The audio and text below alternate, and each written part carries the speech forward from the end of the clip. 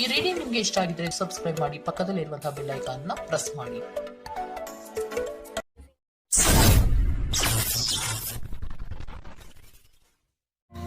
ನಿಮ್ಮ love situation at present ಅಲ್ಲಿ ಹೇಗಿದೆ ಅನ್ನೋದನ್ನ ನೋಡೋಣ. ಸರೆಂಡರ್ ಕಾರ್ಡ್ ಅನ್ನ ತಗೊಂಡಿದ್ದೀನಿ. ಸರೆಂಡರ್ ಟು ಪ್ರಯರ್ ಅಂತ ಕೊಡ್ತಾ ಇದ್ದಾರೆ.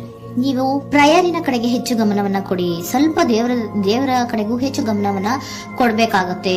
ಯಾವಾಗ ನೀವು ದೇವರನ್ನ ತುಂಬಾ ಹೃದಯದಿಂದ ಪ್ರಾರ್ಥನೆಯನ್ನ ಮಾಡಿ ನನಗೆ ಸಹಾಯವನ್ನ ಮಾಡು ಅಂತ ಕೇಳ್ತಿರೋ, ಆಗ ಅದೆಲ್ಲ ಸಮಸ್ಯೆಗಳಿಂದ ನೀವು ಆಚೆ ಬರ್ತೀರಾ.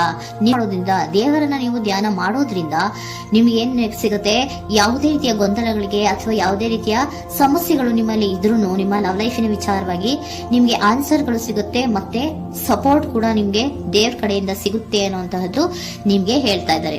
ಅಟ್ ಪ್ರೆಸೆಂಟ್ ಅಲ್ಲಿ ಲವ್ ಸಿಚುಯೇಷನ್ ನಿಮ್ಗೆ ಬಾಟಮ್ ಆಫ್ ದ ಟಕ್ ಬಂದಿರುವಂತಹದ್ದು ರೆಫ್ಯೂಸಿಂಗ್ ಆಫರ್.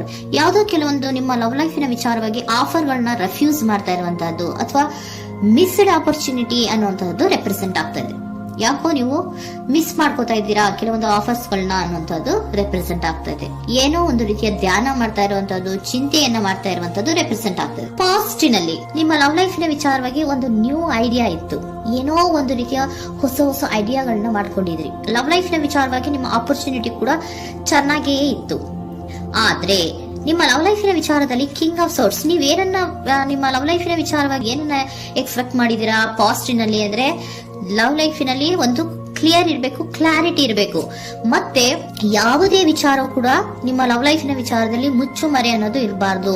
ಸ್ಪಷ್ಟವಾಗಿರ್ಬೇಕು, ಸ್ಪಷ್ಟವಾಗಿ ಹೇಳ್ಬೇಕು. ಏನ್ ಹೇಳ್ಬೇಕೋ ಅದು ಸ್ಪಷ್ಟವಾಗಿ ಹೇಳ್ಬೇಕು ಅನ್ನುವಂತಹದ್ದು ಎಕ್ಸ್ಪೆಕ್ಟ್ ಮಾಡುವಂತಹದ್ದು ಪ್ರೀತಿಯ ವಿಚಾರದಲ್ಲಿ. ಮತ್ತೆ ಕ್ಲಿಯರ್ ಆಗಿರ್ಬೇಕು. ಏನು ಅಂದ್ರೆ ನಿಮ್ಮ ಲವ್ ಲೈಫಿನಲ್ಲಿ ಒಂದು ಸ್ಟ್ರಾಂಗ್ ಆಗಿರ್ಬೇಕು, ಸ್ಟ್ರಾಂಗ್ ಬಾಂಡೇಜ್ ಇರಬೇಕು. ಮತ್ತೆ ಯಾವುದೇ ರೀತಿಯ ಚೈಲ್ಡಿಶ್ ಬಿಹೇವಿಯರ್ ಅನ್ನ ಮಾಡಬಾರ್ದು ಅನ್ನೋದು ಪಾಸ್ಟಿನಲ್ಲಿ ನೀವು ಎಕ್ಸ್ಪೆಕ್ಟ್ ಮಾಡಿರೋಂಥದ್ದು ರೆಪ್ರೆಸೆಂಟ್ ಆಗ್ತಾ ಇದೆ. ನೀವು ಅದೆಲ್ಲ ಎಕ್ಸ್ಪೆಕ್ಟ್ ಮಾಡಿದಾಗ ಯಾವಾಗ ನಿಮ್ಗೆ ಅದು ಸರಿ ಹೋಗಲ್ಲ ಅನಿಸ್ತೋ ಆಗ ನೀವು ಪ್ರೀತಿಯಿಂದ ಮುಂದೆ ಬಂದಿರುವಂತಹದ್ದು ಬಿಟ್ಟು ಮುಂದೆ ಬಂದಿರುವಂತಹದ್ದು ರೆಪ್ರೆಸೆಂಟ್ ಆಗ್ತಾ ಇದೆ. ಮೋಸ್ಟ್ ಪ್ರಾಬಬಲಿ ನಿಮ್ಮ ಕೆಲವೊಬ್ಬರಿಗೆ ಈಗ ಆಲ್ರೆಡಿ ಕೆಲವೊಂದು ರೀತಿಯ ಬ್ರೇಕಪ್ ಗಳು ಆಗಿರಬಹುದು. ಕಮ್ಯುನಿಕೇಶನ್ ಇಲ್ಲದೆ ಇರುವಂತಹದ್ದು ರೆಪ್ರೆಸೆಂಟ್ ಆಗ್ತಾ ಇದೆ. ಮೋಸ್ಟ್ ಪ್ರಾಬಬಲಿ ನೀವು ಇವಾಗ ಇಬ್ರು ಕೂಡ ನೀವು ಮಾತಾಡದೆ ಇರುವಂತಹದ್ದು ರೆಪ್ರೆಸೆಂಟ್ ಆಗ್ತಾ ಇದೆ. ಸೊ ಯಾವುದೇ ರೀತಿಯ ಕಾಂಟ್ಯಾಕ್ಟ್ ಅಲ್ಲಿ ಇಲ್ಲದೆ ಇರುವಂತಹದ್ದು ರೆಪ್ರೆಸೆಂಟ್ ಆಗ್ತಾ ಇದೆ. ನೋಡಿ, ಮುಂದೆ ಮುಂದೆ ಬರ್ತಾ ಇರುವಂತಹದ್ದು ರೆಪ್ರೆಸೆಂಟ್ ಆಗ್ತಾ ಇದೆ. ಯಾಕೋ ತುಂಬಾ ಬೇಜಾರಲ್ಲಿ ಇರುವಂತಹದ್ದು. ಪಾಸ್ಟಿನಲ್ಲಿ ಕೂಡ ನೀವು ಲವ್ ಲೈಫಿನ ವಿಚಾರವಾಗಿ ಕೆಲವೊಬ್ರು ಬೇಜಾರಲ್ಲಿ ಇರುವಂತಹದ್ದು ರೆಪ್ರೆಸೆಂಟ್ ಆಗ್ತಾ ಇದೆ. ಯಾಕೋ ಕ್ಲಾರಿಟಿ ಇಲ್ಲ, ಕ್ಲಿಯರ್ ಆಗಿರ್ಬೇಕು, ಸ್ಪಷ್ಟವಾಗಿರ್ಬೇಕು. ಏನ್ ಮಾತಾಡಿದ್ರು ಅದರಲ್ಲಿ ಯಾವುದೇ ರೀತಿಯ ಮುಚ್ಚುಮರೆ ಇರಬಾರ್ದು ಅನ್ನೋದು ನೀವು ಎಕ್ಸ್ಪೆಕ್ಟ್ ಮಾಡುವಂತಹದ್ದು. ಪಾಸ್ಟಿನಲ್ಲಿ ಕೂಡ ನಿಮ್ಗೆ ಸ್ವಲ್ಪ ಬೇಜಾರುಗಳಾಗಿರುವಂತಹದ್ದು ರೆಪ್ರೆಸೆಂಟ್ ಆಗ್ತಾ ಇದೆ. ಅಟ್ ಪ್ರೆಸೆಂಟಿನಲ್ಲಿ moon card, 9 of swords, 6 of swords ಬಂದಿದೆ. ಮೂನ್ ಕಾರ್ಡ್ ಏನನ್ನ ರೆಪ್ರೆಸೆಂಟ್ ಮಾಡುತ್ತೆ? ಇಲ್ಯೂಷನ್ ಅನ್ನ ರೆಪ್ರೆಸೆಂಟ್ ಮಾಡುತ್ತೆ. ಕೆಲವೊಂದು ರೀತಿಯ ಭ್ರಮೆಗಳನ್ನ ರೆಪ್ರೆಸೆಂಟ್ ಮಾಡುತ್ತೆ, ಆತಂಕಗಳನ್ನ ರೆಪ್ರೆಸೆಂಟ್ ಮಾಡುತ್ತೆ. ಮತ್ತೆ ನಿಮ್ಮ ಲವ್ ಲೈಫಿನ ವಿಚಾರದಲ್ಲಿ ಯಾವುದೇ ರೀತಿಯ ಸ್ಥಿರವಾಗಿ ಇಲ್ಲ, ಯಾವುದು ಕರೆಕ್ಟ್ ಆಗಿ ಇಲ್ಲದೆ ಇರುವಂತಹದ್ದು ನಿಮ್ಗೆ ರೆಪ್ರೆಸೆಂಟ್ ಆಗ್ತಾ ಇದೆ. ನೆಕ್ಸ್ಟ್ ಕಾರ್ಡ್ ಏನ್ ಬಂದಿದೆ? ಸೆಕೆಂಡ್ ಕಾರ್ಡ್ 9 ಆಫ್ ಸೋರ್ಟ್ಸ್ ಬಂದಿದೆ. ಇದರಲ್ಲೂ ಕೂಡ ನಿಮ್ಗೆ ಆತಂಕ ಇತ್ತು, ಇದರಲ್ಲೂ ಕೂಡ ಆತಂಕ ಇದೆ, ಭಯ ಇದೆ, ಕರೆಕ್ಟ್ ಆಗಿ ನೀವು ನಿದ್ರೆ ಮಾಡ್ತಾ ಇಲ್ಲ, ಯೋಚನೆ ಮಾಡ್ತಾ ಇರುವಂತಹದ್ದು ಈ ಎರಡೂ ಕಾರ್ಡ್ಗಳಲ್ಲೂ ರೆಪ್ರೆಸೆಂಟ್ ಆಗ್ತದೆ. ಇದರಲ್ಲೂ ಆತಂಕಗಳಿದೆ, ಇದರಲ್ಲೂ ಆತಂಕ. ಅಟ್ ಪ್ರೆಸೆಂಟಿನಲ್ಲಿ ಕೆಲವೊಂದು ರೀತಿಯ ವಿಚಾರಗಳಲ್ಲಿ ಭಯವನ್ನ ಪಡ್ತಾ ಇರುವಂತಹದ್ದು ರೆಪ್ರೆಸೆಂಟ್ ಆಗ್ತಾ ಇದೆ. 6 ಆಫ್ ಸೋರ್ಟ್ಸ್, 6 ಆಫ್ ಸೋರ್ಟ್ಸ್ ಕೂಡ ಏನಾಗ್ತಾ ಇದೆ? ಮೂವಿಂಗ್ ಆನ್, ಮುಂದೆ ಹೋಗ್ತಾ ಇರುವಂತಹದ್ದು. ಬೇಜಾರಿಂದ ನೀವು ಮುಂದೆ ಮುಂದೆ ಹೋಗ್ತಾ ಇರುವಂತಹದ್ದು ರೆಪ್ರೆಸೆಂಟ್ ಆಗ್ತಾ ಇದೆ. ಅಟ್ ಪ್ರೆಸೆಂಟಿನಲ್ಲಿ ಯಾವುದೇ ರೀತಿಯ ಸಮಾಧಾನದಿಂದ ಇದ್ದಿರುವಂತಹದ್ದು ಈ ರೀಡಿಂಗ್ ಗಳಲ್ಲಿ ಕಾಣಿಸ್ತಾ ಇಲ್ಲ.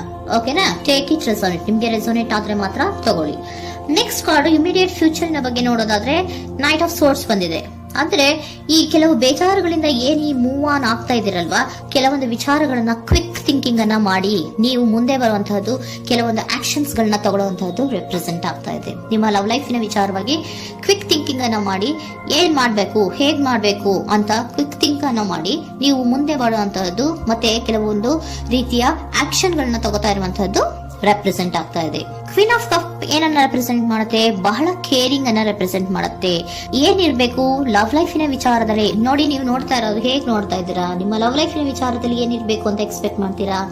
ಸ್ವಲ್ಪ ಸ್ಟೇಬಲ್ ಆಗಿರ್ಬೇಕು, ಬಹಳ ಕೇರಿಂಗ್ ಇರ್ಬೇಕು, ಎಮೋಷನಲ್ ಇರ್ಬೇಕು ಅದರಲ್ಲಿ ಅನ್ನುವಂಥದ್ದು ನೀವು ಎಕ್ಸ್ಪೆಕ್ಟ್ ಮಾಡುವಂತಹದ್ದು. ಈ ನಿಯರ್ ಫ್ಯೂಚರ್ ನಲ್ಲಿ ನೀವು ಆ ರೀತಿ ಎಕ್ಸ್ಪೆಕ್ಟ್ ಮಾಡುವಂತಹದ್ದು. ನೆಕ್ಸ್ಟ್ ಕಾರ್ಡ್ ಬಂದಿರುವಂತಹದ್ದು ಏರೋಫೆಂಟ್ ಕಾರ್ಡ್ ಬಂದಿದೆ. ಏರೋಫೆಂಟ್ ಕಾರ್ಡ್ ಏನನ್ನ ರೆಪ್ರೆಸೆಂಟ್ ಮಾಡುತ್ತೆ? ಕೆಲವೊಂದು ವಿಚಾರಗಳ ಬಗ್ಗೆ ತಿಳ್ಕೊತಾ ಇರುವಂತಹದ್ದು, ಏನೋ ಕೆಲವು ವಿಚಾರಗಳ ಬಗ್ಗೆ, ನಿಮ್ಮ ಲವ್ ಲೈಫಿನ ವಿಚಾರಗಳ ಬಗ್ಗೆ ತಿಳ್ಕೊತಾ ಇದ್ದೀರಾ. ಏನಾಗಿದೆ, ಹೇಗಾಗಿದೆ, ಸ್ವಲ್ಪ ಆಕ್ಷನ್ಸ್ ಅನ್ನ ತಗೋಬೇಕು ಅಂದ್ರೆ ನಾನು ಸ್ವಲ್ಪ ಕೇರ್ ಅನ್ನ ಮಾಡಬೇಕು, ಸ್ಟೇಬಲ್ ಆಗಿರ್ಬೇಕು ಅಂದ್ರೆ ಸ್ವಲ್ಪ ನಾನು ಕೇರ್ ಅನ್ನ ಮಾಡಬೇಕು, ಆಕ್ಷನ್ ಅನ್ನ ತಗೋಬೇಕು ಅನ್ನೋಂತಹ ನಿರ್ಧಾರಗಳನ್ನ ನೀವು ಮಾಡ್ತಾ ಇರುವಂತದ್ದು ರೆಪ್ರೆಸೆಂಟ್ ಆಗ್ತಾ ಇದೆ. ಹಾಗಿದ್ರೆ ಏಂಜಲ್ ಗೈಡೆನ್ಸ್ ಏನ್ ಕೊಡ್ತಾರೆ? Are you ready? ನೀನು ರೆಡಿಯಾಗಿದ್ದೀರಾ ನೀವು ಅಂತ ಕೇಳ್ತಾ ಇದ್ದಾರೆ ಏಂಜಲ್ಸ್ ಗಳು. ಅಂದ್ರೆ ಏನು, ನೀನ್ ಇಲ್ಲೇ ಕುತ್ಕೊಂಡು ಅಳ್ಕೊಂಡು ಬೇಜಾರ್ ಮಾಡ್ಕೊಂಡು ಕುತ್ಕೊಳ್ಳೋದು ಬೇಡ, ಸ್ವಲ್ಪ ನೀನು ಮುಂದೆ ಮೂವ್ ಆಗು. ಅಲ್ಲಿರೋದ್ರಿಂದ ಏನು ಪ್ರಯೋಜನ ಇಲ್ಲ. Are you ready? ನೀವು ರೆಡಿ ಆಗಿದ್ದೀರಾ? With in the next few weeks, ಕೆಲವೊಂದು ವೀಕ್ಗಳಲ್ಲಿ, ಕೆಲವೊಂದು ವಾರಗಳಲ್ಲಿ ನೀವು ಏನಾಗ್ತೀರಾ? ಅಬಂಡೆನ್ಸ್, ಸಾಮರಸ್ಯ ಅನ್ನೋದು ಇರುತ್ತೆ. ಇಂಪ್ರೂವಿಂಗ್ ಹೆಲ್ತ್ ಅಂದ್ರೆ ಏನು, ನೀವು ಯೋಚನೆ ಮಾಡಿ ಮಾಡಿ ಮಾಡಿ ಏನ್ ನೀವು ಈ ಆರೋಗ್ಯವನ್ನ ಹಾಳು ಮಾಡ್ಕೊಂತ ಇದ್ದೀರಾ. ಸೊ ಇಂಪ್ರೂವಿಂಗ್ ಹೆಲ್ತಿನ ಕಡೆಗೆ ಗಮನವನ್ನ ಕೊಡಿ.